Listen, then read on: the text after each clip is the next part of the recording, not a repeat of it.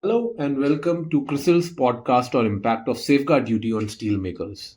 The 12% safeguard duty imposition by the government in April on select categories of flat steel imports for 200 days could provide respite to the domestic primary steelmakers who are grappling under the pressure of low-cost imports. An analysis of 5 major steel producers accounting for nearly 60% of the domestic capacity indicates as much. In fiscal 25, the average domestic flat steel realizations fell nearly 10% on year because subdued demand in China and trade restrictions in Europe and the US had heightened the global oversupply and pricing pressures.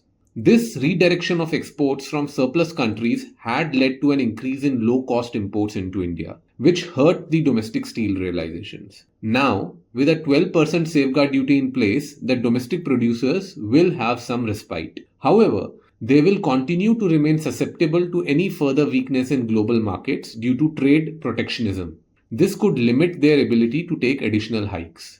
Net-net, while the imposition of safeguard duty will support the import parity, a complete normalization of price dynamics may take longer. Parallelly, a healthy domestic demand underway will drive volume growth and margin recovery for players. Consequently, the net leverage, which rose over 3 times in fiscal 25, is expected to improve below 3 times in the current fiscal.